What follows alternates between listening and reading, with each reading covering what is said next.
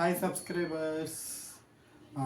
Fourth day big boss గురించి explain చేసేదానికి, నా ఒపీనియన్ చెప్పడానికి వచ్చేసాము మీ ముందు. ఆ, సగం నామినేషన్స్ థర్డ్ డే కంప్లీట్ అయింది చెప్పాను కదా. రిమైనింగ్ ఫోర్త్ డే కూడా సేమ్ నామినేషన్స్ కంటిన్యూ చేశాడు. నామినేషన్స్ పరంగా నేను థర్డ్ డే చెప్పినట్టుగా మన ఇద్దరం డిస్కస్ చేసుకోవాలి. ఎవరైతే నామినేట్ చేసేవాళ్ళు సేమ్ నిన్న కూడా అలాగే జరిగింది. కానీ నిన్న ఏదో ఎమోషనల్గా కనెక్ట్ అయ్యిండొచ్చు ఆడియన్స్ అనుకుంటున్నా. మణికంఠ మీద అందరూ వచ్చి ఒకరా ఇద్దరు అందరూ నామినేషన్స్ మణికంఠ అదేదో లక్కీ డ్రా తీస్తే అంతా జాక్పాట్ మణికంఠకే దొరికినట్టుగా అన్ని నామినేషన్స్ పై ఒకరి మీదే పడినట్లుంది. దానివల్ల అతను డిప్రెస్డ్ బ్యాక్ అంత పాస్ట్ అంతా బిగ్ బాస్ కరెంట్ ఎలా ఆడుతున్నారు, గేము ఎలా బిహేవ్ చేస్తున్నాడు అది తీసుకొని మనం ఓట్లు వేసేది. కానీ అతను బ్యాక్ హౌ ఈ స్ట్రగుల్డ్ అండాలి ఎమోషనల్ కనెక్ట్గా అంతా చెప్పేయడం వల్ల మేబీ ఆడియన్స్ కూడా కొద్దిగా ఎమోషనల్గా అయి ఉండొచ్చు. బట్ చీఫ్సే ఎమోషనల్ బ్లాక్మెయిల్ అంతా చేయకూడదు, పోర్ట్రేట్ చేయకూడదు అంటున్నారు. మేబీ తనకి అది చెప్పాలనిపించిందో ఏమో.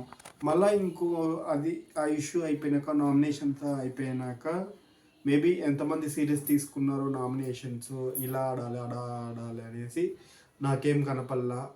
ఒకరిద్దరుతో ఎవరెవరు నామినేషన్లో ఉన్నారో వాళ్ళు నేను గేమ్ బాగా ఆడాలి, సో గేమ్ నుంచి అన్న నాకు ఓట్లు వస్తాయి, ఆ స్ట్రాటజీతో వర్క్ అయినట్లుంది.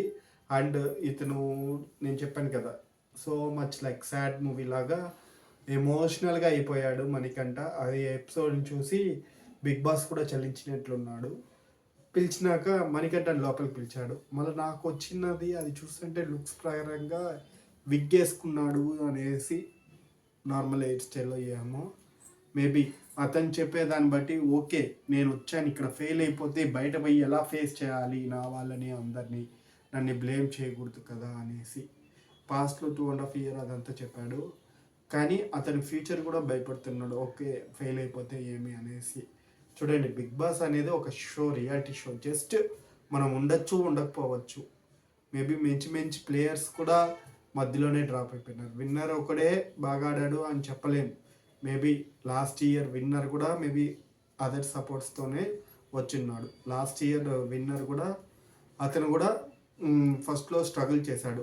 అందరూ నామినేషన్స్ వేసేసాడు, లవ్ ట్రాక్ నచ్చింది అనేసి, అది ఇది అనేసి. కానీ ఫైనల్గా అతనే విన్నర్ అయినాడు. మేబీ ఇప్పుడు కూడా చెప్పలేం ఎవరు విన్నారో. నేను మణికంఠకి అని సపోర్ట్ కాదు, ఈరోజు పర్ డే మనం చూసేదానికి ఎవరు బాగా ఆడారు ఏం మన వ్యూ థాట్స్ వచ్చేదానికి చెప్తున్నాను. అది ఎమోషనల్గా. మళ్ళా 3 chiefs ఉంటారు కదండి, వాళ్ళకి ఒక్కొక్క బ్యాండ్ నామినేట్ చేసుకో, డిస్కస్ చేసుకో అనేసి ఎప్పుడు ప్రతి ఒక్క చీఫ్ చెప్తున్నాడు నేను గెలవాలి, నా ప్లాన్ అనేసి. అంటే ఒక టీం సెలెక్ట్ చేసుకునేటప్పుడు అతనికి ఉండాలి ఏమి, ఎవరెవరి క్యాపబిలిటీ, సమ్ మెంబర్స్ ఉండాలి list maybe. And one more thing, ఆ క్యాప్టెన్ కూడా థింక్ చేయాలి, మనం పోయి అడిగి తీసుకురాకూడదు. ఒకవేళ ఎవరైనా బిల్డింగ్ వచ్చారు ఓకే నాకు అందరినీ బాగా స్ట్రాంగ్ ప్లేయర్స్ని తీసుకోవాలని, మేబీ అతనికి మన టీంలో వర్క్ చేయలేదు అన్న భావం ఉంటే మనం తీసుకున్న వేస్టే. సో ఎవరైతే అలా చేసి టీం తీసుకుంటారో, ఆల్రెడీ టీమ్స్ 4-4-3 సెలెక్ట్ అయినట్లుగా వచ్చింది ఇన్ఫర్మేషన్. చూద్దాం ఎవరు ఈరోజు టాస్క్ ఎలా ఉంటుంది, ఏ టైప్ ఆఫ్ టాస్క్ ఉంటుంది, ఎవరు విన్ అవుతారో చూద్దాం. కానీ fourth day emotional day, sad day. So నేను కూడా సాడ్గానే ఉన్నాను. హోప్ టాస్క్ బాగా ఆడతారు, బాగుంటుంది అనేసి చూస్తాను. ట్విస్ట్లు, లాట్ ఆఫ్ ఇన్ఫినిటీ అది ఇది అన్నారు, ఏమి ట్విస్ట్లు లేదు. సేమ్ నామినేషన్, సేమ్ సైకిల్ లాగే పోతుంది. లేస్తాను, పొద్దున్నే లేస్తాను, మళ్ళీ ఈరోజు మార్నింగే లైవ్ చూస్తూ ఉన్నాను. ఒకరు టవల్ ఒకరు వాడుకున్నారంట, దానికి పోయిసారి చెప్పాడు. మేబీ నేను చెప్పాను బిగ్ బాసే ఇచ్చాడేమో అనుకున్నా, కానీ ఆడాడు ఒక చిన్న పాయింట్ కాడ ఉందంట, దాని గురించి రామాయణం సారీ అనేసి బిగ్ బాస్ని వెంటనే కొత్త టవాల్ అడిగింది. ఓ అమ్మ, ఈ టవాల్ పంచాయితీ ఏమనుకున్నా ఎర్లీ మార్నింగ్. మీకు ఇంకోటి చెప్పేది మర్చిపోయినా, నా వైఫ్ సడన్గా వాళ్ళకి వంట ఎవరైనా చేసి పెడతారా అనేసి, ఇదే ఇక్కడ క్వశ్చను, ఎవరు చీఫ్లే చేస్తారేమో అనుకునింది. కాదు, వాళ్ళే వంట చేసుకోవాలి, వాళ్ళే కడుక్కోవాలి. ఇంకేం వర్క్ ఉందండి వాళ్ళకి? బిగ్ బాస్లో ఊరికనే తిని ఇంకా పని మనుషులు కూడా పెట్టారా? లేదు, వాళ్ళ వర్క్ వాళ్ళే చేసుకోవాలి. చూస్తున్నా కొన్ని స్ట్రగుల్ అవుతున్నారు, క్లీనింగ్ అయినా కానీ వాళ్ళ వల్ల కాకోకుండా. ఈవెన్ నేను ఫస్ట్ టైం ఇంటికాడ నుంచి బెంగళూరుకి వచ్చినప్పుడు నా ఫ్రెండ్స్ పోయి ఎగ్గు ఉడకబెట్టన్నాడు. నేను ఒక 4 ఎగ్స్కి కుక్కర్ నిండుగా నీళ్ళు నింపి పెట్టాను గ్యాస్ మీద, 4 ఎగ్స్ వేసి.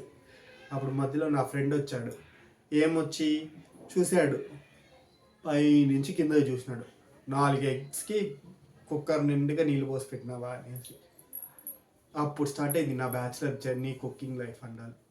అదంతా మనం వర్క్ చేసేని. అందుకనే మన ఇంట్లో పిల్లోళ్ళైనా ఎవరైనా చిన్న విషయాలైనా ఏదైనా నేర్చుకుండేది చెప్పియాలి ఎలా అనేసి. ఇంకొకటి, రేపు ఎపిసోడ్లో కుకింగ్ గురించి ఇంకొక ఎగ్జాంపుల్ కూడా చెప్తాను. రేపు బియ్యం ఎలా పెట్టాలో నా ఫ్రెండ్ నేర్పించినాడు, షాక్ అవుతారు.